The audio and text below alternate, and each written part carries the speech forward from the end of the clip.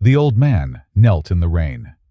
His hands trembled as he pressed his forehead to the cold stone beneath the royal guard's polished boots. A woman's voice cut through the murmuring crowd. "He's filthy! Why won't he move?" But the guard stood firm. Not a twitch, not a glance. 48 minutes passed, in silence. The rain soaked them both. And then, a boy from the edge of the crowd stepped forward, eyes wide with something close to shame. The question was no longer, "Why is that man kneeling?" It became, "Why haven't we?" It wasn't the first time someone had disrupted the changing of the guard. People jeer, mock, pose, hoping to provoke a reaction, to break the silence. But this felt different. The man wasn't shouting. He wasn't laughing. He simply knelt. No signs, no demands. Just a faded army coat, drenched, clinging to thin bones. The tourists around him shifted awkwardly. A few pointed, a few filmed, but most simply walked away. One by one, they drifted off, distracted, uncomfortable. Yet the guard remained, boots anchored, muscles locked, rain streaming down his bearskin hat, tracing along the curve of his jaw. For the royal guard, stillness is not just duty, it is discipline. And within that discipline lies a code. Do not react, do not speak, do not break the line. But some breaks don't come with movement. Some come with meaning. Behind the stillness, something had changed. There was no eye contact, no gesture, but a choice had been made. The old man remained kneeling. The guard remained standing. And the world, for that moment, had no idea why. A young child tugged at his mother's sleeve. "Is he in trouble?" the boy asked. His mother shook her head, but said nothing. No one had answers, only rain, and a silence that grew louder with every second it was kept. Not a spectacle, not a performance. This was something else. Something we weren't taught how to witness. His name was Sergeant William Beret, age 37, 2nd Battalion, once a field medic in Helmand, now a Royal Ceremonial Guard. Not the kind of man who courted attention. He was known for his silence, both on duty and off. Respected, not feared. The sort of man who saluted slower than the rest, but meant it more. Those who knew him said he carried a quiet weight, a story he never told, but one you could almost hear in the way he exhaled, just before falling into stance. They said he once dragged a bleeding soldier 500 yards, under fire, and never mentioned it again. They said he wrote letters for the dying, then burned his own. Now, here he was, still as marble, guarding not a crown, but a man few believed mattered. And still, he didn't flinch. The cold soaked into his boots. His gloves stiffened. The ceremonial rifle across his chest, damp with mist, was heavier than usual. But the weight wasn't in the rifle. It was in the choice. The choice not to step away, not to request relief, not to signal discomfort. Because sometimes, standing still says more than stepping forward. And Sergeant Beret had learned, long ago, that silence, when chosen, can be louder than the sharpest command. By the 15th minute, the murmurs had grown. Some chuckled, others frowned. A few whispered, not kindly, "He's just trying to make a scene. Where's security?" Honestly, it's pathetic. But the old man never moved. He knelt, spine curved by years, or regret, his forehead resting on the edge of the Queen's Guard's boot. It wasn't defiance, nor protest. There was no sign, no shouting, only a kind of stillness that made people uncomfortable. Because discomfort, like rain, seeps into silence. A teenage boy raised his phone, recording. He zoomed in on the guard's expression, searching for a crack, a blink, a twitch of contempt. But he found none. Sergeant Beret stood motionless, not out of ignorance, but because he knew exactly who the man was. That knowledge, it wasn't written on his face, but it was there, in the soft tension of his jaw and the measured breath that barely fogged the cold air.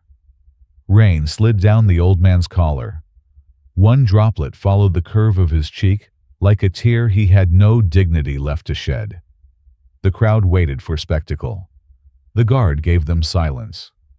And slowly, the laughter faded.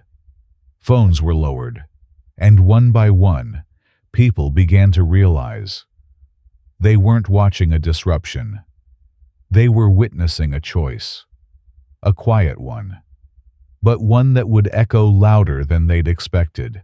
It was the coat that gave him pause. Old army green, buttons dulled, shoulders thinned by decades. Most wouldn't have noticed, but Sergeant Beret did, because he knew those coats, because he had folded one just like it over the chest of a man who never made it home. On the left sleeve, faint but visible, an embroidered insignia, the parachute regiment. It meant the old man had once jumped for Queen and country. A soldier, once, before the silence, before the street, before the world decided he no longer mattered. Beret's eyes, though still fixed ahead, blinked with purpose now. Not because he'd seen a threat, but because he'd seen a brother. The old man's hand trembled slightly, hovering just above the guard's boot. He wasn't begging. He wasn't praying. He was remembering. And Beret knew. This wasn't theater. It wasn't madness. It was grief. Unanswered, unspoken, unfolding right there, in the rain, at the feet of a man too proud to interrupt. A woman nearby whispered, "Do you think the guard knows him?" No one replied, because somehow, in that moment, the question felt too private to answer. And perhaps that was the first time someone in the crowd understood. Not all silence is emptiness. Sometimes it's what holds us together. 23 minutes in. The drizzle hadn't let up. The old man still knelt, soaked through. The guard hadn't moved an inch. The novelty was wearing off. The spectacle was turning sour. A younger man near the front, hood up, trainers muddy, grew restless. "This is pathetic," he muttered. Then louder, "Get him off the pavement." He stepped forward, pushed past a couple in matching ponchos. "Come on, mate. This isn't a bleeding church." No one stopped him.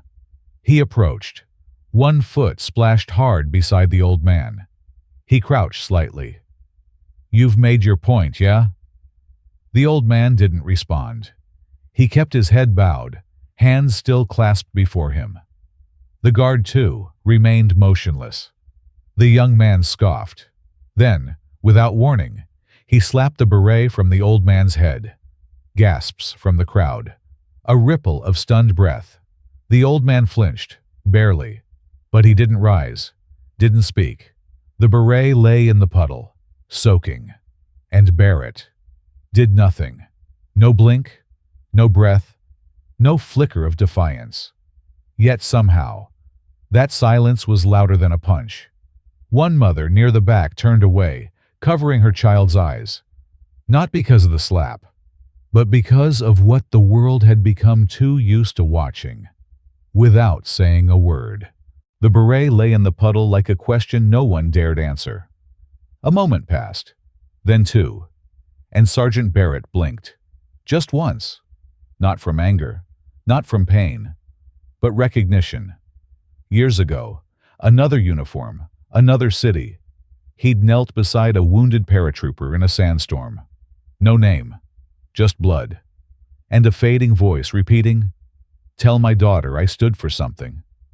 Beret had never forgotten the face, or the words. And now, Here that face was again, older, thinner, bowed by time. But the eyes were the same. He hadn't known the man's name then. He still didn't.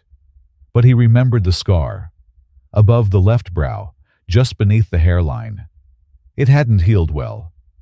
They never do, when left to close themselves. Beret swallowed, his throat tight beneath the ceremonial collar.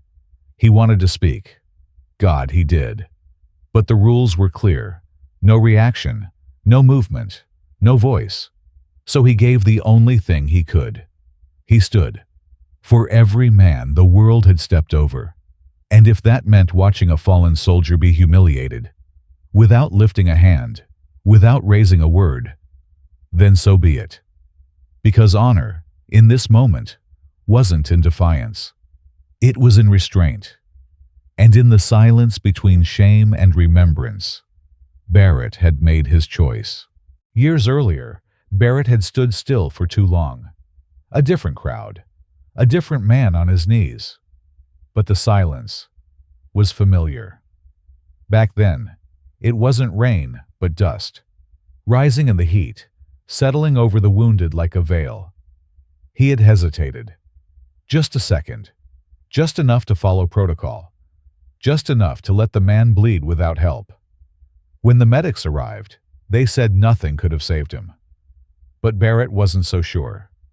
Because doubt, like silence, doesn't shout. It lingers.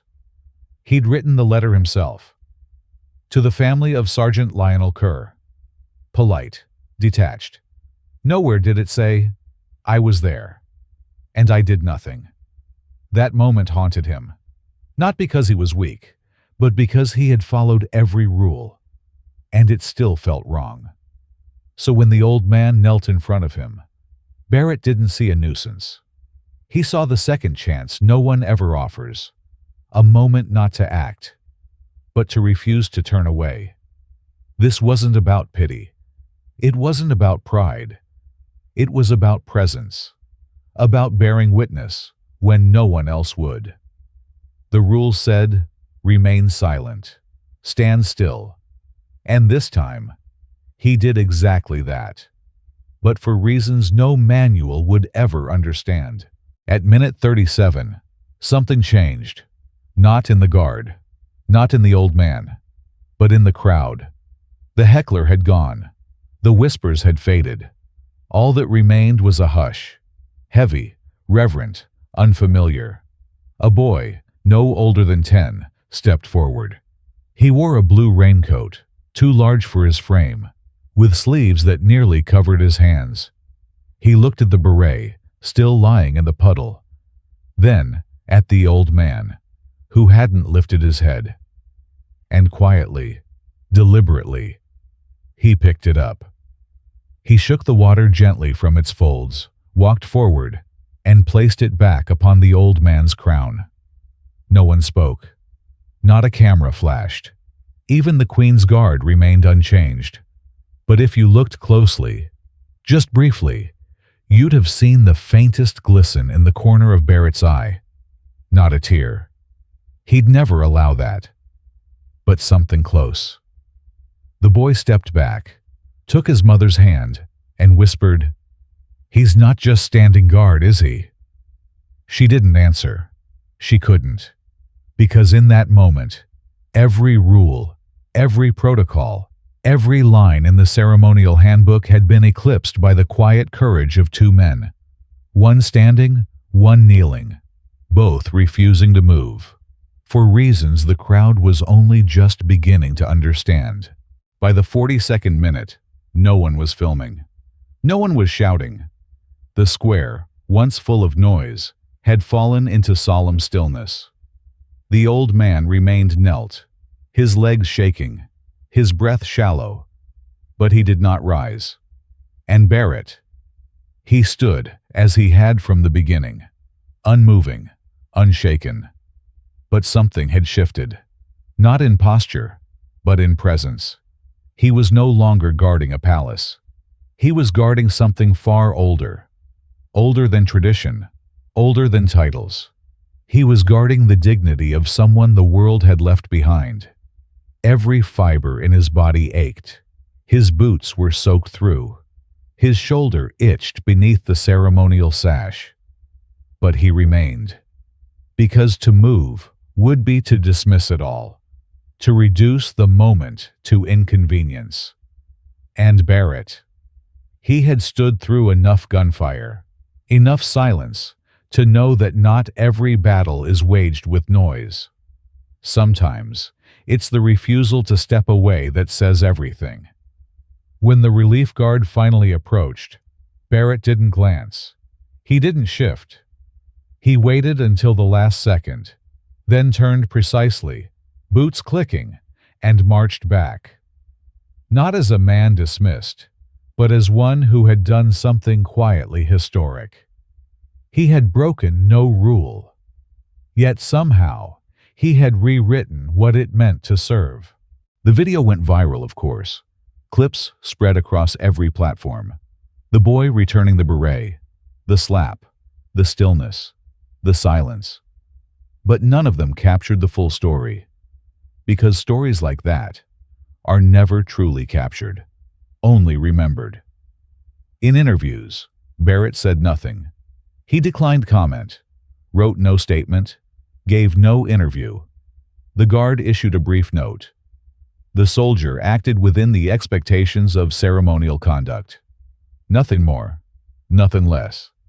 But those who were there, who stood in the cold and the rain, they spoke differently. They didn't talk about the beret, or the slap, or the rules. They spoke about the look in the eyes of a boy who had seen what honor truly meant, and about a man who knelt for no audience, but stayed, because leaving would have meant leaving behind the last of his dignity. It wasn't the loudest moment in the square that day. It wasn't even in the program. But it became something else, something we seldom witness, and even more rarely understand. A man stood still, and because of that, we were all asked a question. Not aloud, not formally, but quietly. If you had been there, would you have had the courage to do the same?